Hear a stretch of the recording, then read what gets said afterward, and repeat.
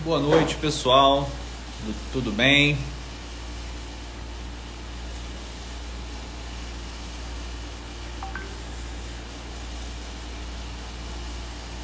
Estamos aqui para mais uma live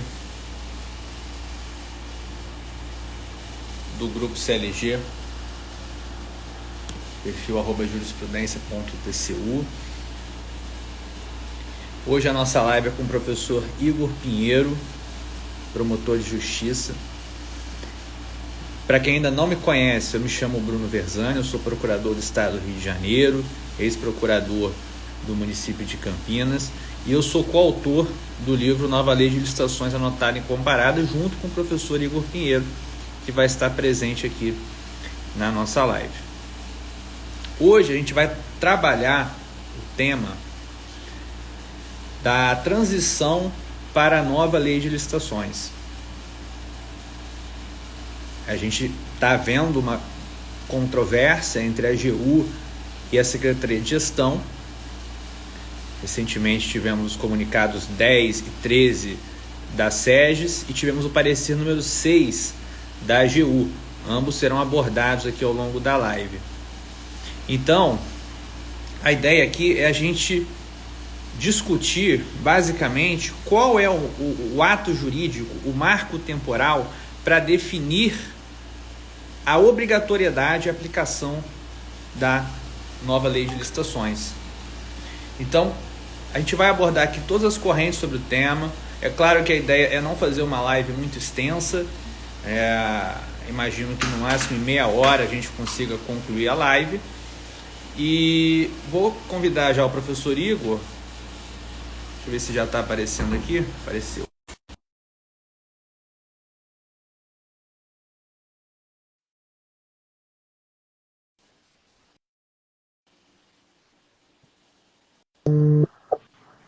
Fala, meu amigo. E aí, Bruno? Tudo Fala, bom? meu amigo. Boa noite a Tudo todos. certo. Grande prazer estar aqui com vocês no perfil do Jurisprudência TCU. Sem dúvidas, uma das maiores referências do país quando o assunto é licitações e contratos administrativos. Vamos aí hoje aprender com o Bruno, né? Que quando que essa lei vai entrar efetivamente em vigor de forma unitária, digamos assim, já que existe um regime de concomitância atualmente. Igor, mais uma vez seja bem-vindo. É sempre um prazer estar te recebendo aqui, um grande amigo, parceiro aí de livros também, de trabalho, de curso, a gente está sempre junto. E mais uma vez é um prazer estar te recebendo aqui no @jurisprudencia.tcu, no perfil do Grupo CLG. Hoje, então, a gente preparou. Aliás, antes de a gente começar, né, eu vou pedir para a galera que está aí ao vivo, compartilha a live, né? Mande nos seus grupos de WhatsApp, compartilha com seus colegas aí de Instagram. A gente já está com uma audiência aí de 222 pessoas ao vivo, quase um recorde aqui. Então, certamente, muitas outras pessoas vão se interessar nesse tema também, seus colegas de trabalho, né, colegas de estudo. Então, compartilhem a live para a gente poder compartilhar o conhecimento com o maior número de pessoas possível. Igor, então agora, dando início aqui, né, à nossa temática, antes de mais nada, eu acho que é importante a gente traçar algumas premissas relativas ao tema dos aspectos intertemporais da nova lei de licitações. Porque talvez o que eu vou falar aqui, muita gente já ouviu falar, já está mais do que ciente, mas a gente sabe que tem muita gente que está começando, que às vezes não entendeu muito bem essa sistemática. Então, a gente vai fazer uma breve introdução sobre o tema. E eu acho que, para iniciar essa discussão, antes de falar de todas as correntes, antes de falar dos comunicados, do parecer da AGU, para iniciar essa discussão, a gente precisa partir de uma premissa que me parece essencial. Qual é essa premissa? A nova lei de licitações, ela já está em vigor. Ela entrou em vigor no dia 1º de abril de 2021. E não é mentira. A gente ouviu muita piadinha sobre isso, né? Todo mundo fazia piadinha. Mas é isso. Foi 1º de abril de 2021, foi iniciada a vigência da nova lei de licitações. Artigo 194 da Lei 14.133. Esta lei entra em vigor na data da sua publicação. Então, não teve vacatio legis, não teve a postergação da vigência da lei. Ela iniciou a sua vigência em 1º de abril de 2021. Só que o legislador, assim como ele fez na lei das estatais também, ele deu uma colher de chá. Ele deu uma colher de chá e permitiu que a administração pública, em um período de 2 anos, pudesse optar por licitar e contratar com base no regime anterior ou com base no novo regime. O legislador deu essa colher de chá para a administração pública.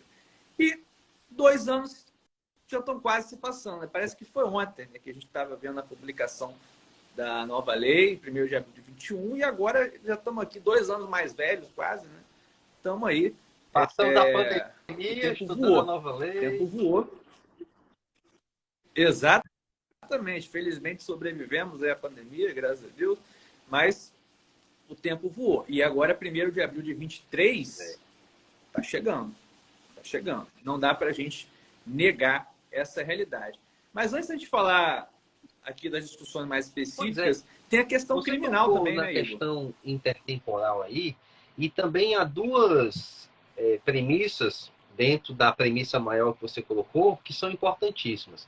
Como o Bruno bem disse, nós temos, desde o início, a expressa disposição de que as leis que serão revogadas em 1º de abril de 2023, Lei 8666, Lei 12.520 e assim sucessivamente, poderiam ser aplicadas de forma alternativa e mediante a livre discricionariedade da administração pública, concomitantemente com a Lei 14.133. A lei apenas vedava a combinação de disposições, mas dava esse período de 2 anos. E a escolha era totalmente discricionária. De modo que a administração poderia fazer uma dispensa de licitação com base na nova lei de licitações e já no dia seguinte fazer uma inexigibilidade ou mesmo uma dispensa com base na 8666. Não havia também um critério de preclusão ou de obrigatoriedade de continuidade uma vez escolhido um regime ou outro. Isso é muito importante de dizer. Além disso, meus amigos e minhas amigas, percebam que esta afirmação recorrente de que as leis irão ser revogadas dia 1º de abril de 2023 é uma meia-verdade. Por que meia-verdade? Porque os entes obrigados a licitar podem se valer de contratos até o dia 30 de março e, portanto, estes contratos perfectibilizados, ultimados e tendo vigência um dia antes de 1º de abril, vão ser regidos pelas disposições das leis anteriores, que, dentro da sistemática da Lei 8666, podem, em determinadas hipóteses, considerando as possibilidades de prorrogação, chegar até o prazo de 10 anos. Então, vejam que importante é isso. Você não vai simplesmente esquecer daqui para frente a 8666, a lei do pregão, a lei do RDC. Não é isto. Negativo. Todos os contratos celebrados em execução vão continuar sob a égide das leis que serão revogadas. Isso é fundamental para que vocês saibam. Agora, no campo criminal, que o Bruno muito bem perguntou, nós não tivemos meio termo. O administrador poderia usar a 8666, a lei do pregão ou a nova lei de licitações. Pouco importa aqui no aspecto criminal. Por quê? Os crimes praticados desde 1º de abril de 2021 estão lá sob a égide dos novos crimes licitatórios, dispostos entre os artigos 337-E e 337-O do Código Penal. E a modificação penal, meus amigos, eu confesso a vocês que nem sei como isto passou. Mas ainda bem que passou. Porque nós tivemos aumentos de penas de uma forma exponencial. Para vocês terem uma ideia, dos 12 crimes licitatórios que nós temos hoje, 7 comportam, pelo quantum da pena, a decretação de prisão preventiva. No regime anterior, apenas 2. Se vocês olharem o regime punitivo, antes eram todos punidos com detenção. Hoje, todos com reclusão, o que possibilita o uso de instrumentos investigativos muito mais eficazes. Então, foi uma revolução, meus amigos e minhas amigas, no campo criminal. E pouca gente se atenta. Um dia desse, Bruno, eu estava respondendo por um colega na promotoria criminal e peguei exatamente um caso desse. Uma suposta fraude à licitação com base na Lei 8666, mas praticada após 1º de abril de 2021, e o advogado do licitante prejudicado fez uma representação ao Ministério Público alegando o artigo 90 da Lei 8666. Eu disse, opa, filho, não é isso. Aqui é o 337F do Código Penal. Não importa. Então, meus amigos, esqueçam isso. O regime jurídico da data licitatória interessa para saber no campo civil. No campo criminal, você vai necessariamente para o Código Penal à luz das novas disposições criminais. Tá certo? Isso é fundamental. Atenção para quem trabalha, sobretudo, na parte de assessoria, seja para licitantes, seja para órgãos públicos, quando precisa comunicar o Ministério Público. Aliás, por falar em assessoria, eu vou já acabar, que a aula aqui hoje é do Bruno. Vejam que nós estamos aí há pouco mais de 80 dias da implantação obrigatória da nova lei de licitações, e as pessoas não se atentaram, ou digo mais, os gestores, à disposição que está no artigo 11, parágrafo único, e artigo 169, parágrafo 3º, que impõe o dever de capacitação a todos os agentes públicos que trabalham, desde a concepção, ao manuseio, ao controle e até mesmo a emissão de opiniões sobre a juridicidade. Esta percepção é fundamental, porque aquela conversa que eu já ouvi muito em dizer: ai, doutor, eu confiei na assessoria jurídica. Ah, mas eu não sabia disso. Isso daqui, à luz da nova lei, não existe mais. Sabe por quê? Porque a nova lei traz a obrigação de serem nomeadas, designadas pessoas que sejam capazes, que tenham qualificação. E a lei exige, a lei é expressa, a lei fala, é dever da alta administração. Portanto, prefeitos, governadores, secretários, implementar políticas voltadas para a formação, para a qualificação de seus servidores. E se o gestor não faz isso? Veja, o artigo 13 do Código Penal diz que é responsável criminal não só aquele que necessariamente executa o crime, mas aquele que, tendo o dever legal de agir, se omite. E ao se omitir deliberadamente, neste ponto, o gestor público pode ser chamado à responsabilidade. Certo? Então, atenção a este ponto, porque isso não se trata simplesmente de um descumprimento administrativo sem consequências relevantes. Não. Tem consequências relevantíssimas do gestor público que não adota as providências que a lei impõe de qualificação e capacitação. Aliás, não só a nova lei de licitações, viu, meus amigos e minhas amigas? A nova lei de improbidade administrativa, no artigo 23A, também traz este dever de capacitação permanente. E podem ter certeza, a primeira coisa, quando o Ministério Público tomar ciência de uma suposta irregularidade de licitação, vai ser: gestor, venha cá, Você cumpriu o artigo 11, o artigo 169 da nova lei de licitações? Você cumpriu o artigo 23A da nova lei de improbidade? E, meus amigos, se ele disser que não, sinto informar, mas serão enquadrados tal qual os que praticaram eventualmente malfeitos. Claro que na medida da sua culpabilidade, mas é uma questão de dosimetria da pena. Porém, a responsabilidade penal vai surgir. Então, esse ponto do campo criminal, ele é fundamental, tá certo?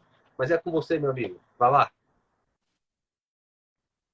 Perfeito, perfeito. Alguém até comentou, né? Atenção altas autoridades, para não ouvir, Exatamente. eu avisei, né? A gente está falando, está avisando, mas a gente sabe como é que é. Agora, dando aqui continuidade à nossa discussão, você pontuou muito bem, né, na questão da vedação à combinação de legislações.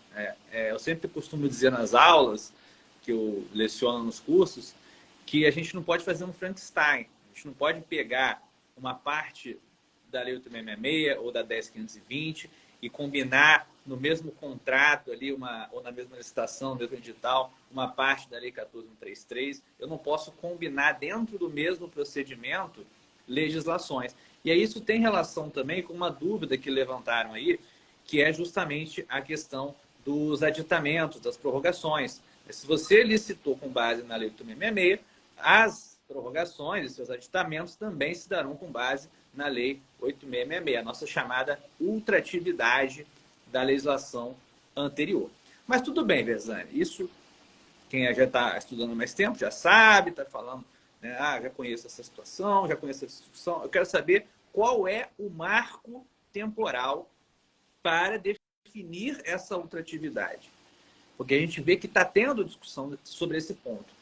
E aí, quem gosta de caderno, quem gosta de anotações, pegue aí seu caderno. Eu vou falar agora, né, professor, vou dar as 3 correntes sobre o tema. Alguns dizem que tem até 4 correntes, mas eu acho que a 4ª corrente está dentro da 3ª. Então, eu vou falar de 3 correntes sobre o tema. Qual é o marco temporal para se definir essa obrigatoriedade e aplicação da nova lei? A primeira corrente, minoritária, que foi levantada no Senado Federal e é defendida pelo professor Vitor Amorim, é de que o marco temporal é a assinatura do contrato. Então, o contrato precisa ser assinado até 1º de abril de 2023. Porque o contrato é o ato jurídico perfeito, que vai perfectibilizar aquela relação comutativa entre contratante e contratado, e é esse contrato que estaria protegido contra a legislação posterior. É a primeira corrente, minoritária, mas muito bem fundamentada. A segunda corrente... Minoritária, me parece, por uma questão técnica, porque a lei diz que a publicação é um elemento indispensável para a validade e eficácia do contrato, não é isso? Perfeito, perfeito. E a segunda corrente, ela vai falar que o marco temporal é a publicação do edital. É a publicação do edital. Quem segue essa corrente? Marçal Justem Filho, Rafael Sérgio de Oliveira, a Secretaria de Gestão, por meio do Renato Fenili, que também escreve sobre o tema, comunicados 10 e 13 da SEGES, e essa corrente tem inspiração no famoso Acórdão 2279 de 2019, do TCU, que foi exarado num caso concreto relativo à lei das estatais. Então, repetindo, segunda corrente, publicação do edital, seguida por Marçal Justem Filho, Rafael Sérgio Oliveira, a Secretaria de Gestão, através dos comunicados, que a gente vai falar, e o TCU, num caso concreto envolvendo a lei das estatais. Qual seria a ideia dessa corrente? É o edital que vai dar publicidade ao certame. É o edital que vai publicizar aquela contratação para o mercado. Então, é o edital que vai perfectibilizar, ele sim, a relação. Ele que vai determinar qual é o marco temporal. Essa é a corrente que é adotada pela Secretaria de Gestão, que foi ventilada no comunicado 10 e depois, no comunicado 13, foi referendada, pelo menos temporariamente, até o TCU emitir um posicionamento conclusivo. A Secretaria de Gestão ela entendeu dessa forma.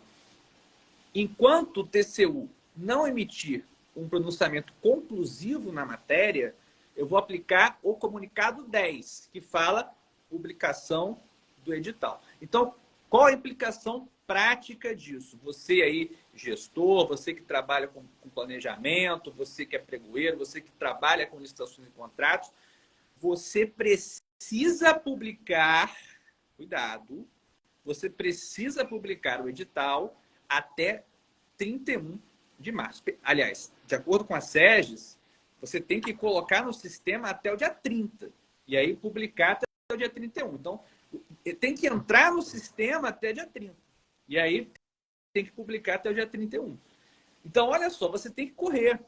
Você está em janeiro agora. Se você vai abrir um processo agora, por essa corrente, eu acho quase impossível que você consiga soltar o edital até abril. Mas, se você quer aplicar a lei anterior, seja a 10.520, seja a 8.666 ou ambas, né? Você precisa publicar até dia 31 de março. E se for o caso do sistema federal, você tem que inserir no sistema do Compras.net, né? Até dia 30 de março. Porque depois do dia 30 eles não vão aceitar mais licitações com base na 8.666, 10.520 e na lei do RDC. Essa é a segunda corrente. E eu tenho também a terceira corrente, que vai dizer que o que determina o marco dessa obrigatoriedade é a manifestação da autoridade competente na fase preparatória quanto ao regime aplicável. E aí, essa terceira corrente, alguns dizem que seria uma quarta corrente, mas eu não concordo. Nessa terceira corrente você tem algumas ramificações. Será que é na abertura do procedimento, quando abre de fato o procedimento interno, né, na fase preparatória, quando eu abro o processo lá, ou será que seria um ato formal da autoridade dizendo, ou no ETP ou no TR, que ela quer aplicar a lei anterior e não a lei nova? Fato é que, independentemente dessas subcorrentes, você precisa ter um ato da autoridade competente dizendo qual é a legislação, qual o regime licitatório que ela quer aplicar. Ou o regime anterior, Lei 8.666, Lei 10.520, Lei da RDC, ou o novo regime licitatório. É na fase preparatória, a partir desse ato da autoridade competente, que eu vou ter essa definição. E qual que é o fundamento dessa corrente? O principal, tem vários fundamentos, mas o principal fundamento é a lei, ela é expressa, ela diz que há a opção por licitar. Ela fala em opção por licitar. E essa opção é o marco temporal, é ela que vai definir qual é o regime aplicável. Não é a publicação do edital. Não é a publicação do edital, não é o contrato, não é a assinatura do contrato. É a opção. Foi o critério objetivo estabelecido pelo legislador. É essa a lógica dessa corrente. Fato é, e aí trazendo os problemas, né, que já estão se discutindo em relação a isso, fato é que essa corrente, e o parecer da AGU, que é o que adota essa corrente, foi elaborado pelo Rony Charles e subscrevido por vários advogados da União, o parecer da AGU, ele adota uma perspectiva pragmática. Ele até usa a expressão compreensão utilitarista.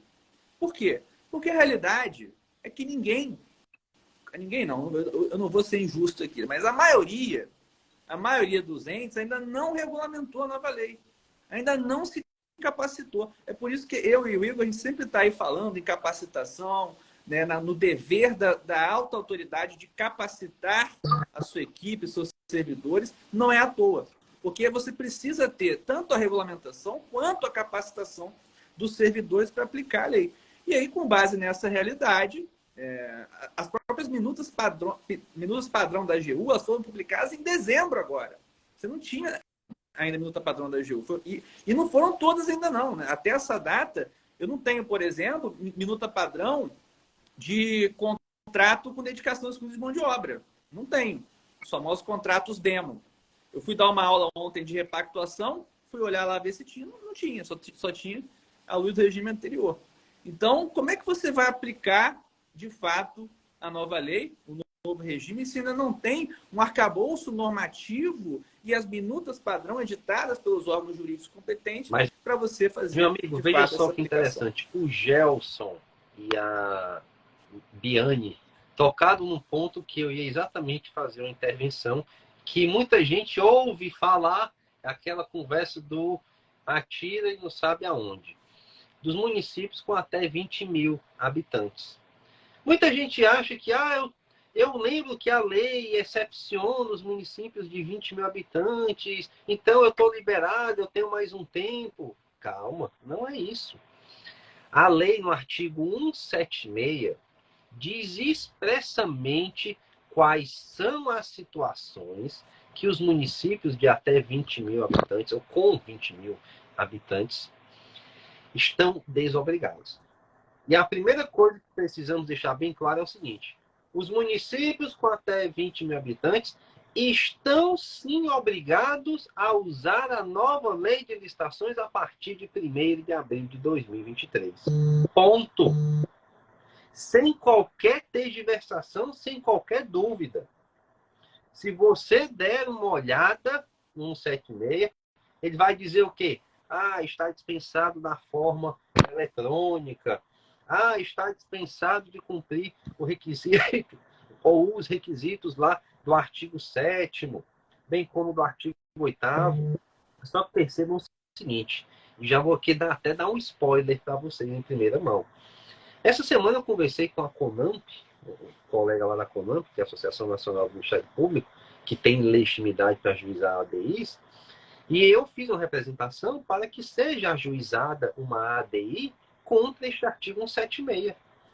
Porque, veja que louco, a lei traz, dentro da sua principiologia, a necessidade de uma gestão por competências, a necessidade da escolha de pessoas que tenham aptidão, técnico, conhecimento para exatamente evitar erros, fraudes e crimes.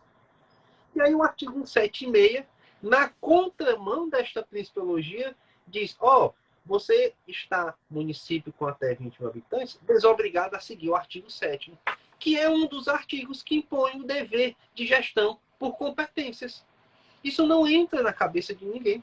Isso não faz nenhum sentido. Então, o conselho que eu tenho dado para os colegas que assessoram ou que são servidores de municípios de até 20 mil habitantes, desconsiderem o artigo 176. Prime pela eficiência, pela excelência. Prime pelo peque por excesso, qualifique e use tudo que os demais municípios vão usar. Porque se vier um ADI, sobrevier uma medida cautelar, você pode ser pego de uma hora para outra de surpresa e aí não vai ter mais tempo de se adaptar. Perfeita colocação. Realmente é um artigo muito mal compreendido, né? Então é importante esse ponto. Eu só esqueci de mencionar aqui para a galera do caderno, né?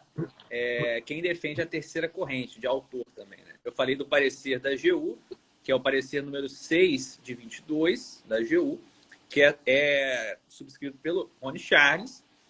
E também temos, seguindo essa corrente, os professores Joel Menezes e a professora Fernanda Marinella, né? Também adotam essa corrente de que o marco é a manifestação da autoridade competente na fase preparatória. E essa corrente ela é muito bem fundamentada, né? Ela, talvez em termos jurídicos, seja a que eu mais concorde, assim. Mas ela tem alguns problemas práticos que ela vai gerar. Eu vou explicar depois a minha preocupação com ela. Mas ela tem alguns fundamentos muito bons. Primeiro, a própria redação, né, que é inclusive diferente da redação da lei das estatais. Era outra redação. Né? A lei 14.133 ela fala expressamente na opção por licitar. Por isso que é a base de todo esse entendimento. Um outro entendimento importante também, um outro fundamento importante para essa corrente, é que há, na verdade, um processo. Processo é uma sequência concatenada de atos. Então, não tenho como interpretar o processo licitatório e o seu respectivo contrato de forma dissociada, como se um ato fosse isolado do outro. E aí, até para manter coerência, o melhor entendimento juridicamente seria esse, de que você iria ter uma manifestação na própria fase preparatória, de preferência no início do processo, para dizer qual vai ser o regime jurídico aplicável. E outro fundamento dessa corrente, que também é colocado no parecer, é que se você entende que você tem que publicar o edital até 31 de março, qual que é o problema? Você acaba reduzindo o prazo do gestor para optar pelo regime ou outro. Você reduz esse espaço de convivência normativa. Porque, olha só, para ele publicar o edital até 31 de março, ele tem que abrir o processo no mínimo em novembro. Tinha que ter aberto, né? Em novembro, dezembro. Janeiro já está muito em cima. Então, você acaba, na prática, reduzindo o prazo que o legislador conferiu para essa opção. É uma perspectiva aí de você interpretar a consequência dessa não adoção da redação da lei. E aí, beleza, essa é uma posição muito bem fundamentada, a posição da AGU, mas ela não foi seguida pela Secretaria de Gestão. E aí, vale a pena fazer um disclaimer aqui, né? O próprio parecer da AGU, ele fala, não tem uma briga entre a AGU, o SEGES, né? Não tem essa coisa que alguns estão pintando. Porque o próprio parecer da AGU fala, no fim, é uma questão de mérito administrativo, de sistema.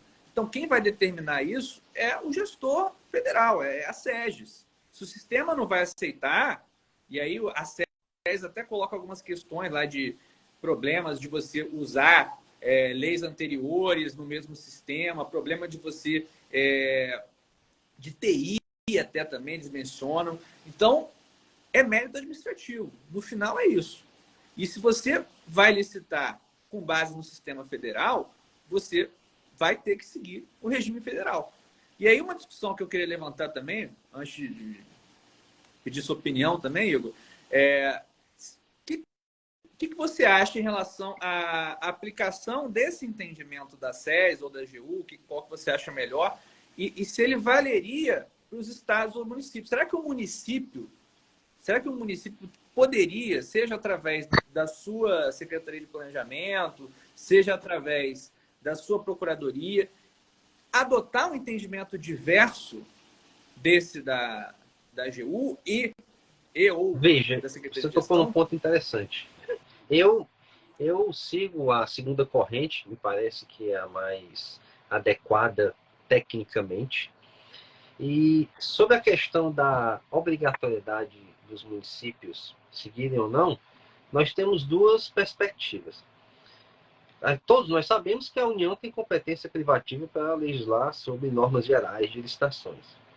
E se ela tem competência para legislar sobre normas gerais, ela tem necessariamente a competência privativa para legislar e, eventualmente, estabelecer a diretriz administrativa sobre quando esta lei geral entrará em vigor.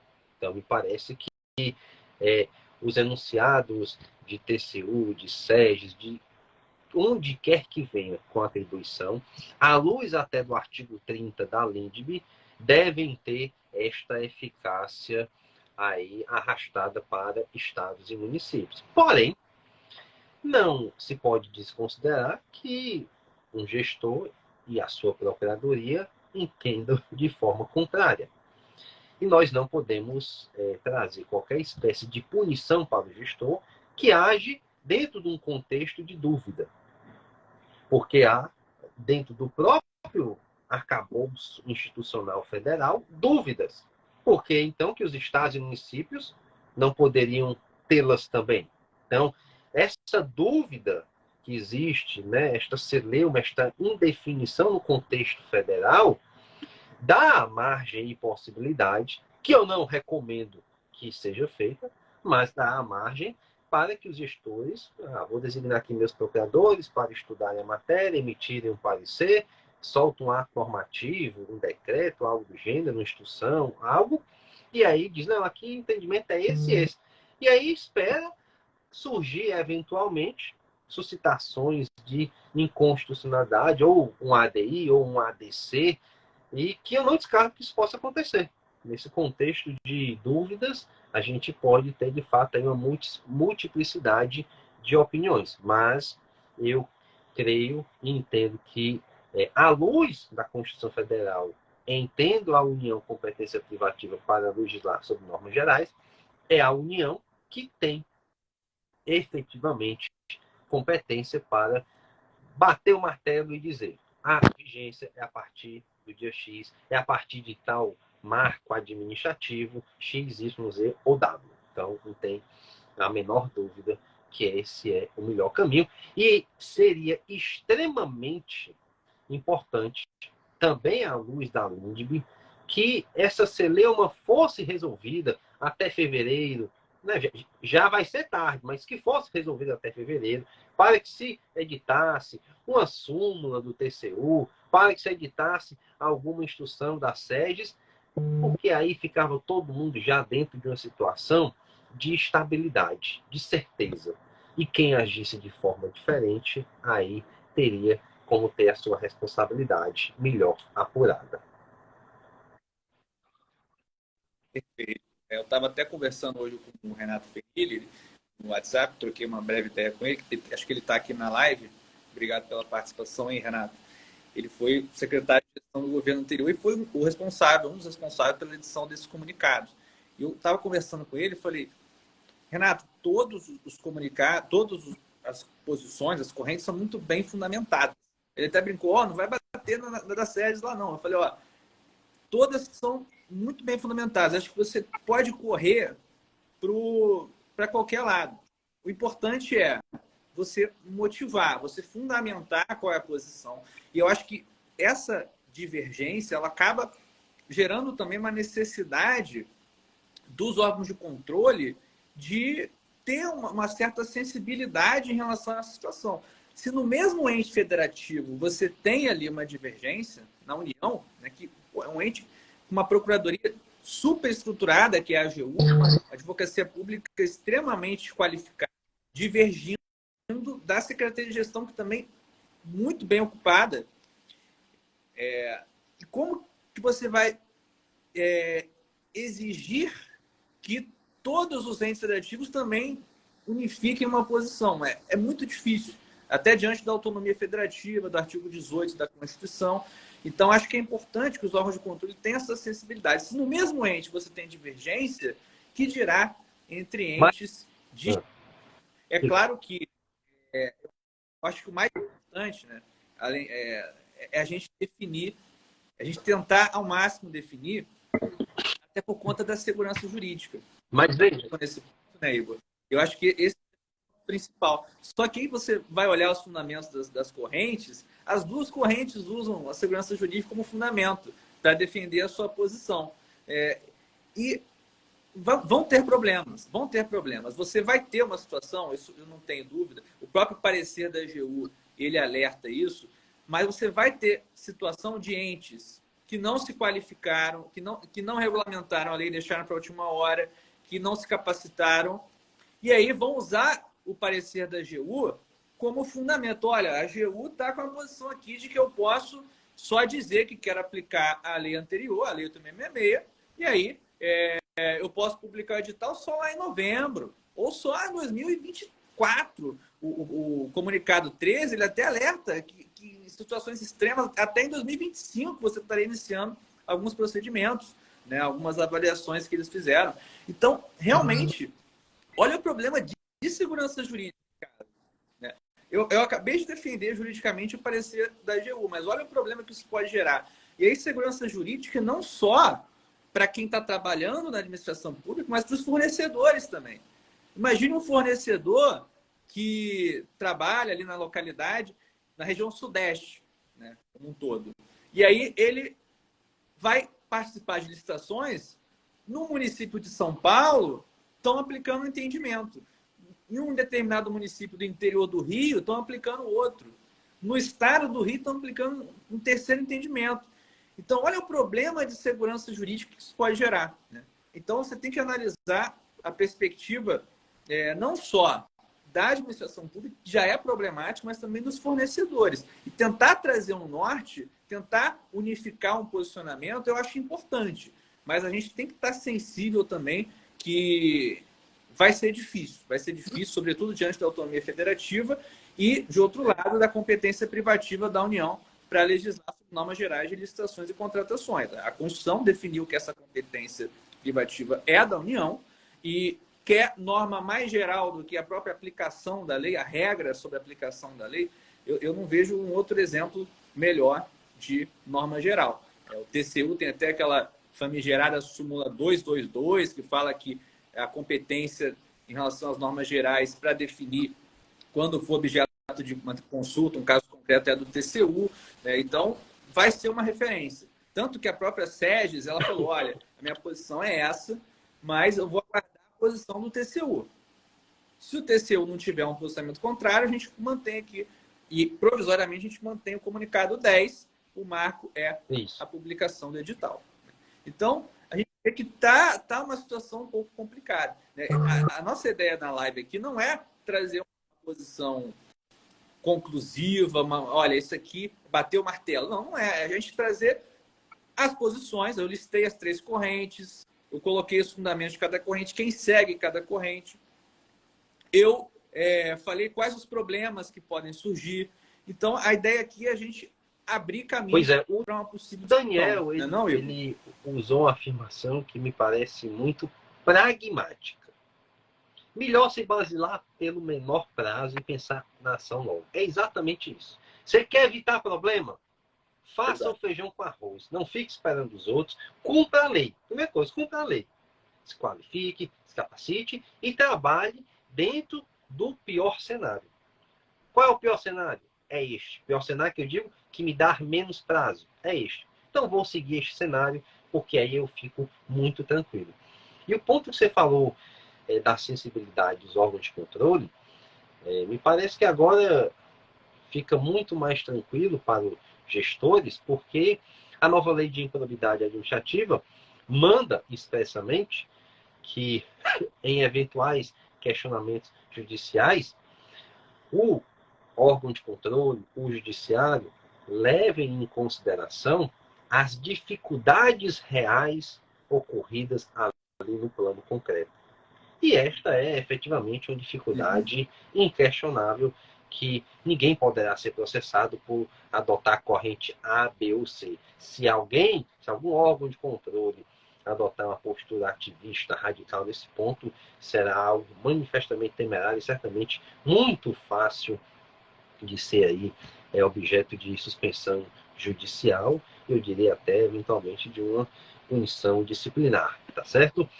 Mas vejam, eu vi aqui 2 perguntas, 2 comentários muito interessantes, Bruno, que eu acho que casam com algo que a gente também gostaria de falar com o pessoal aqui, que é sobre contratações diretas.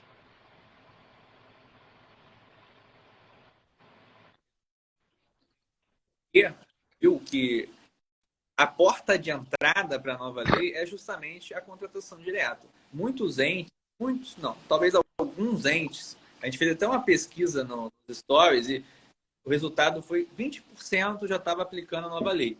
E eu imagino que desses 20%, a grande maioria seja em relação à contratação direta, sobretudo as contratações de baixo valor, que acabam sendo a porta de entrada. O pessoal quer ampliar o limite de dispensa, então ele já vai começar a aplicar por essa via, né? Pela questão das contratações diretas. Houve até divergência, tivemos alguns acórdãos do TCU sobre isso, também uma questão de sistema, e aí acabou que hoje, né, com o PNCP, o Portal Nacional de Contratações Públicas, já admitindo essas contratações, já estando operativo, o TCU acabou revendo a posição, entendendo que, beleza, eu posso fazer a contratação direta agora com base na nova lei de licitações, né? Eu tenho um arcabouço normativo, eu tenho sistema, então a posição do TCU é essa. Por isso que muitos entes já estão aplicando a nova lei no que tange as contratações diretas. E aí, aproveitando aqui para divulgar, a editora Mizuno e Mizuno Cursos, né, ela está lançando, né, eu aqui junto com o professor Igor, coordenando o curso de contratação direta na nova lei de licitações. A gente vai fazer uma capacitação específica para que vocês tenham condições de iniciar a aplicação da nova lei e, especialmente, entendam melhor como que vai se dar essa aplicação em relação à contratação direta. Dispensa de licitação, inexigibilidade, licitação dispensada. A gente vai falar sobre a questão, diversas questões, como contratações de baixo valor, aquisição e locação de imóveis pela administração pública, contratações emergenciais, está até pendente de julgamento no Supremo, né? Tem uma ADI sobre isso, contratação de serviços advocatícios, cursos de capacitação também. Então, a gente vai abordar as principais questões relativas Cíveis e criminais, né? direta. Vou deixar isso bem claro. Cíveis e criminais, já temos julgados do STJ aplicando a nova lei de licitações, tanto no aspecto civil como criminal, inclusive tratando de eventual abolício crimes. Temos alguns julgados também do TCU abordando a nova lei, a gente vai trazer para vocês aqui. Vamos apresentar um estudo das súmulas do TCU que tratam da matéria e tentando reinterpretá-las à disposição da nova lei de licitações para trazer alguma luz na atuação efetivamente por parte de vocês. Vamos tratar sobre a questão de regulamentação, vamos tratar sobre alguns modelos de implementação, pegando muito modelo do Rio de Janeiro, que já tem muita coisa disponível, pegando muita coisa da Bahia, que também tem se mostrado um estado muito alvissareiro nesse tocante aí de regulamentações, de instruções, etc., principalmente o TCM da Bahia, que está muito forte. Então, a gente queria aqui anunciar o lançamento desse curso, deixamos exatamente para essa live, o curso de contratação direta na nova lei de licitações. Começamos ali no início de fevereiro, e para os seguidores aqui do Bruno, né, que são muitos, a gente preparou uma promoção especial. Nós criamos um cupom de desconto só hoje, que vai te dar 20% de desconto para a aquisição deste curso. Então, no nosso Stories, assim que acabar aqui a live, a gente vai colocar o link, a propaganda do curso, mas quem quiser olhar é www.mizunocursos.com.br, e aí você consegue lá, colocando o cupom só hoje, 20% de desconto. Mas é de fato só hoje, pessoal. O cupom encerra às 23h59, tá bom? Então, espero que a live tenha de alguma forma contribuído. Agradeço mais uma vez aí a alta audiência, o convite do Bruno. E, meu amigo, é com você para encerrar.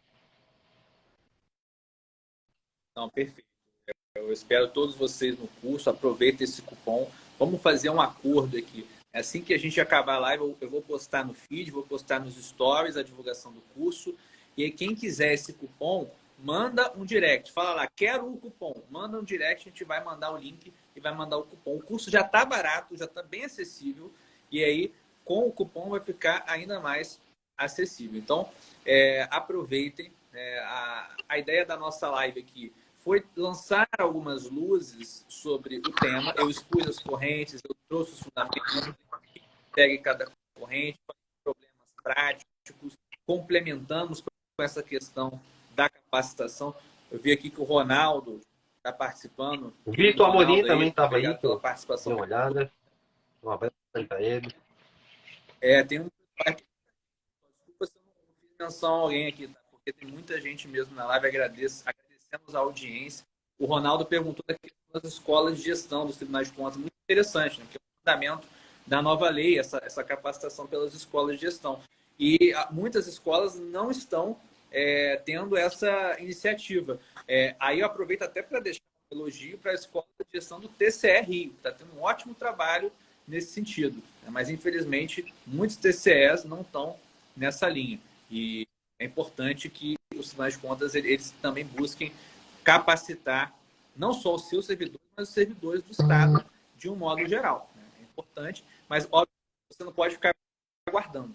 Você tem que correr atrás, você tem que fazer cursos, você tem que se capacitar. A nova lei, embora já esteja em vigor, ela vai ser de aplicação obrigatória a partir de 1º de abril de 2023. A gente tem coisas correntes aqui, mas basicamente é isso. E aí, não fique esperando. Não, agora aparecer da AGU. Não. Primeiro que, aparentemente, não vai ser adotado. Não vai ser adotado esse entendimento no âmbito federal. É o que se indica.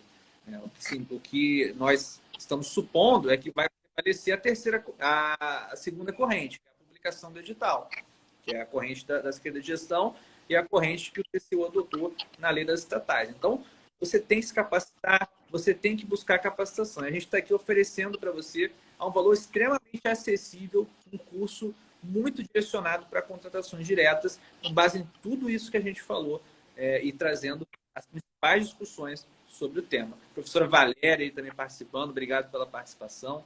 Então, pessoal, conto com vocês no curso da Mizuno Cursos e agradeço mais uma vez a participação, a alta audiência que tivemos aqui. Chegamos a um pico de quase 400 pessoas ao vivo, é um recorde aqui. Então, muito obrigado pela participação, especialmente quem está aqui com a gente. E assim que acabar a live, depois confiram lá a publicação e mandem um direct lá dizendo quero o cupom para você receber o link de inscrição no curso. Muito obrigado, professor Igor, mais uma vez. E muito obrigado a todos os presentes. Espero que tenham gostado. E depois, qualquer coisa, mandem uma dúvida, mandem uma mensagem, que a gente está sempre à disposição. Tchau, tchau, pessoal. Boa noite. Muito obrigado.